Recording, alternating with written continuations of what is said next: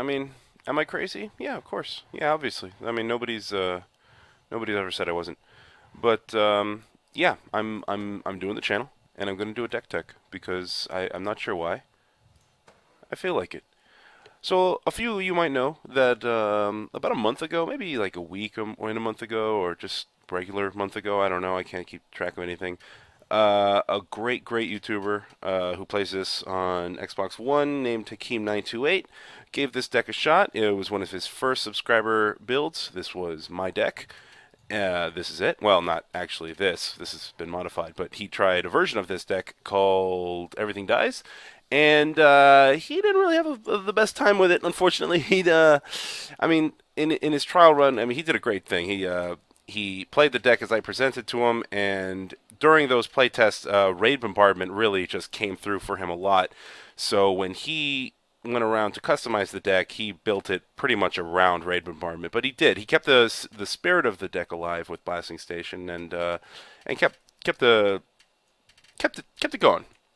But I don't think he really won any games with it actually when he edited it, which was a little embarrassing to say the least. But damn it, he taught me a whole lot. The first thing he taught me. Way too many three drops. You know what? I'm not actually going to go through that because there's no point. This is the new deck. All right. Um, there are cards in here that can get changed. They can get picked out and replaced with much better cards. I definitely believe that you people should do that. Do not run this version of this deck because you're smarter than me and you can figure it out better. So I'm going to apologize for my cold, and I'm going to do a Dek Tek probably hours, maybe weeks, maybe years before Magic Origins launches. It was supposed to come out a little while ago, actually, but hey, we all love Stainless in our own different ways. So, first up, one drop, Quest of the Gravelord. We got three of these. This is definitely a cuttable card. A lot of people don't like using this because later in the game, when you see this, you still have to have creatures dying. But that really isn't a problem here because you always have creatures dying. There's only a couple. There's very few exceptions, and this is only one of a very small number of cards that aren't actually creatures. The majority of these are creatures. Well, I guess not the majority, but a lot of these guys are creatures. And this very often translates as a turn one play or a 5/5, let's say early mid game. And believe me, this deck is sort of meant to have your creatures die. Like they really aren't supposed to stick around. You don't have to worry about them. If you don't like it, hey, you know what? Switch it out for like a Farrakhan's Chosen or some other. I would suggest a black drop because you don't have any other pure black drops in here. But I like it. It is working for me, but it's definitely a cuttable card, and you can do much better. Goblin Arsonist, uncuttable. You got to keep this. Blasting Station syncs with this. It turns it into a shock, which you can distribute the damage in any way you want. It also syncs with Raid Bombardment, which, by the way, are the two win conditions of the deck. I'll talk about them when I get there. So you want to run all four copies of that. Hellspark Elemental I have found to be just one of the best cards. This sort of turns the entire deck into a burn deck of sorts.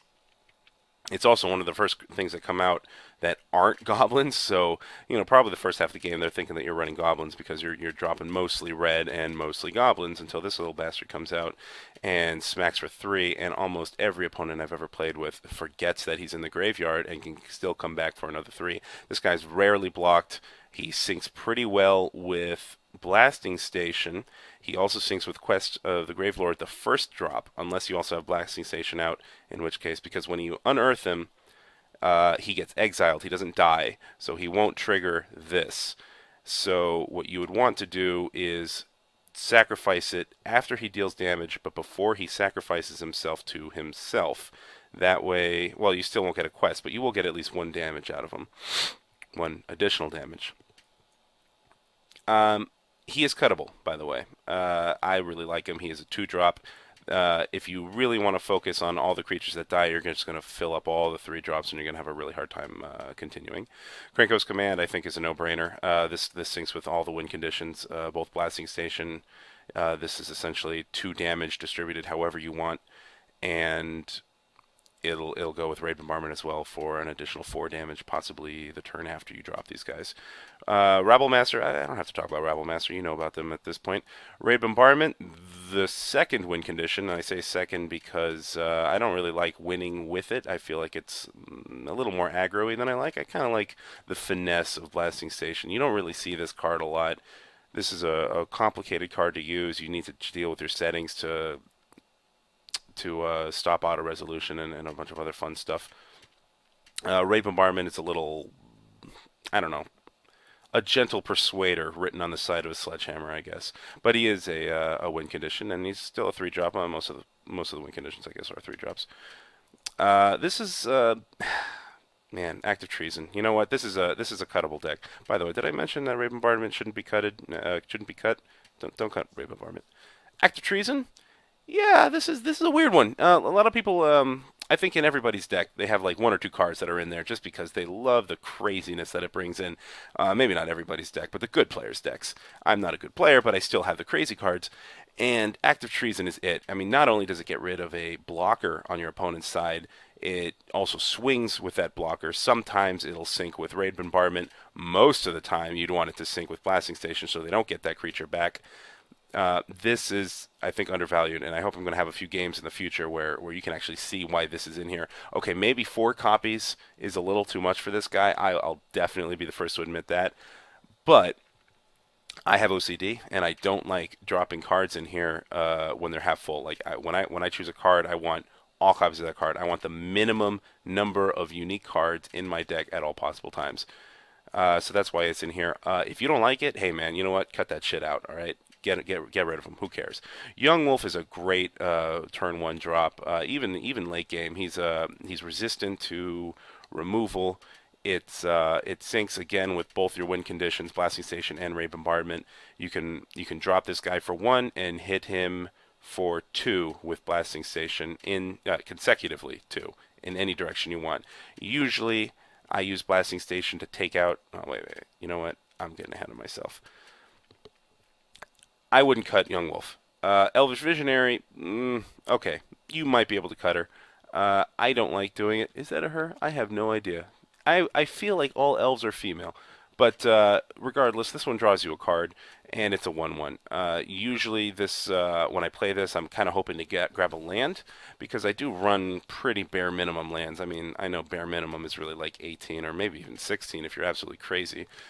But 20 cards when you have this many 3-drops, 20 lands, I mean, you're going to want some kind of card draw. And this is one of the cheaper ones that are in this color. I don't like dropping it. It makes me feel like I have a lot less control over my own deck, and it still syncs with pretty much everything else. So, other than not having any kind of recursion, this is a pretty decent card that I would hang on to. On to Blasting Station. This is a very difficult card to use. I mean, the entire time that this format has been out, I've seen this played maybe by I don't know, 3 opponents, 4 at most. This is a very rare card. People don't know it, and I love that about it. That's one of the biggest things. This is one of the biggest reasons I want to play this, because nobody knows how to use this. They don't expect it. It syncs with almost everything here.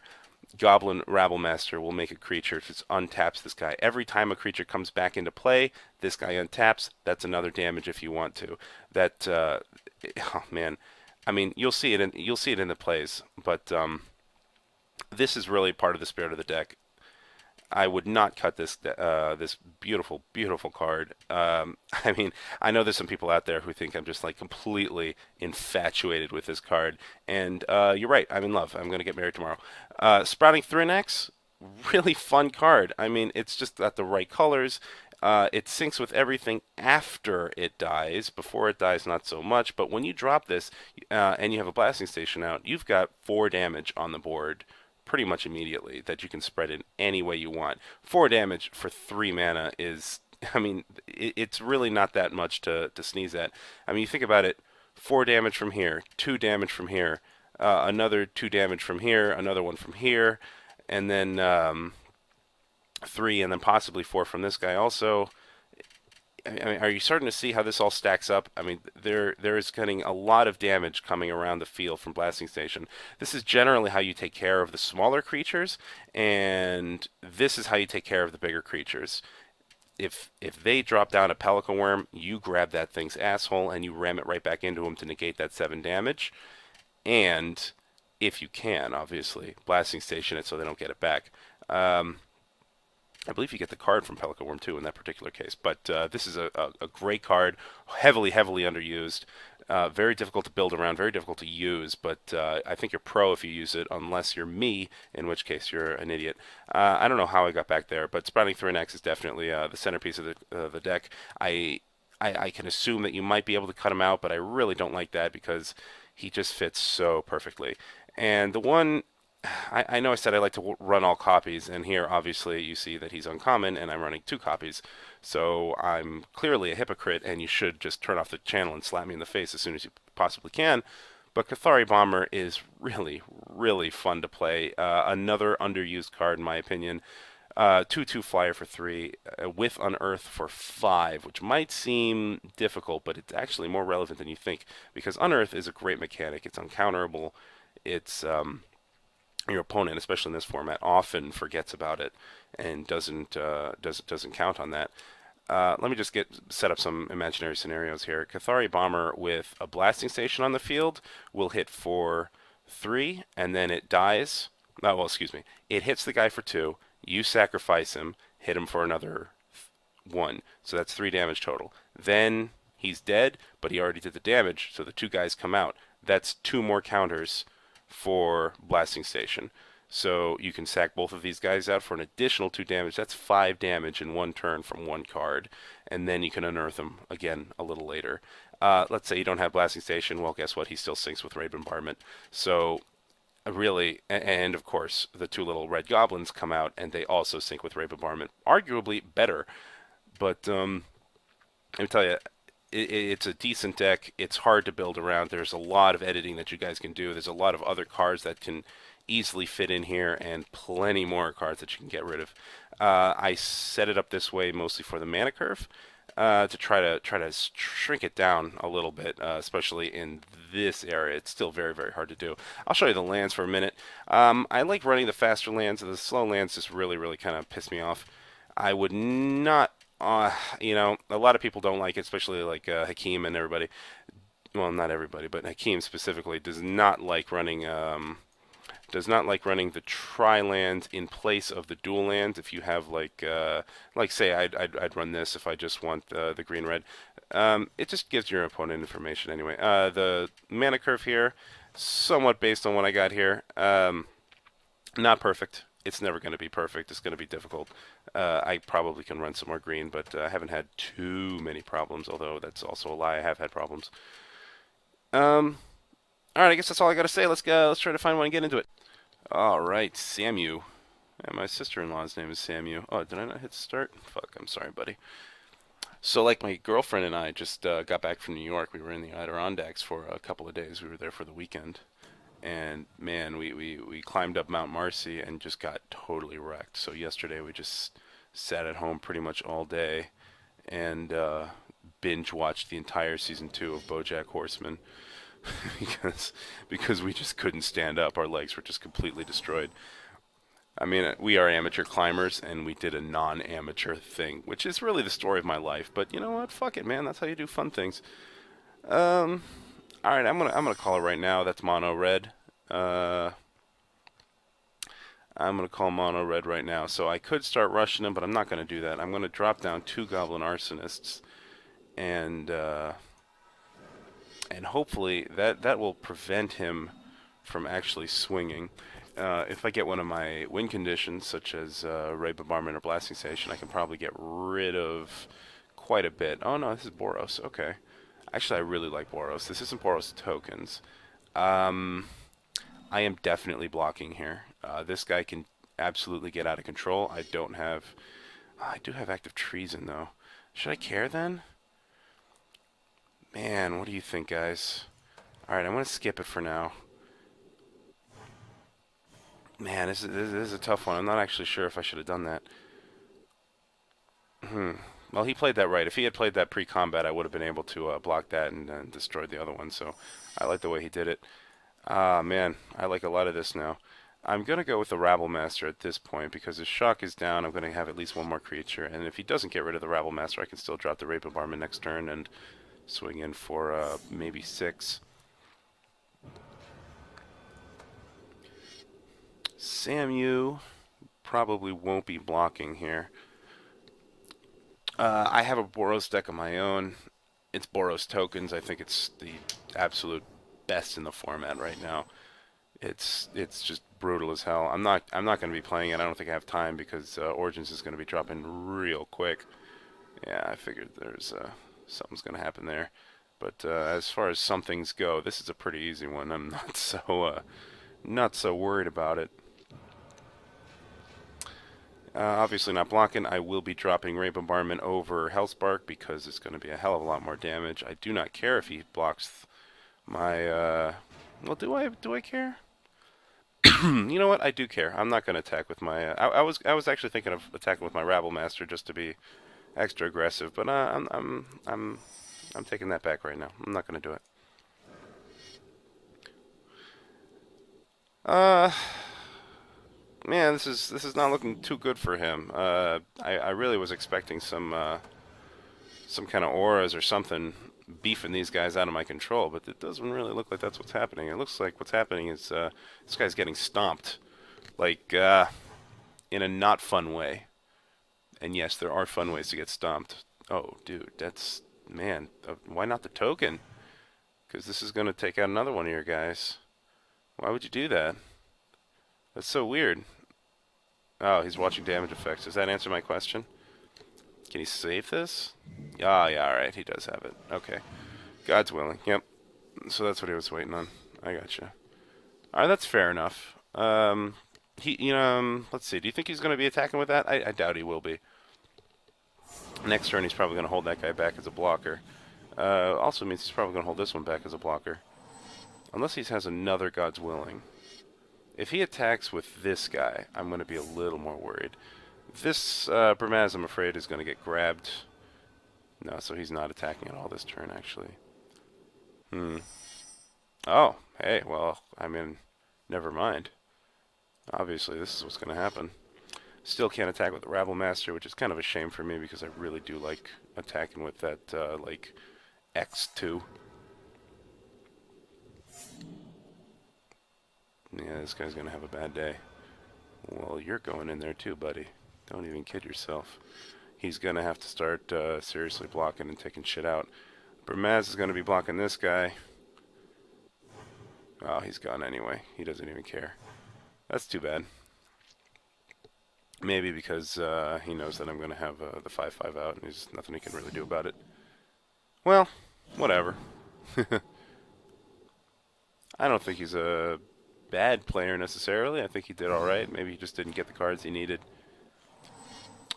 If I was making a Boros, I wouldn't make it quite like this. I'll tap the Rabble, I guess. What the hell? Oh, what, just a swing in for 3? I guess it doesn't really matter, does it? Well, regardless, this game is over, and this game will be over before damage is even dealt on combat step. Yep. Let's get over it, man. Good job. You got me. A whole 8.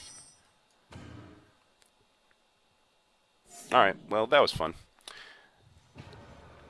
You know, what kind of... I'm really hoping when Origin drops that a few more of my YouTube...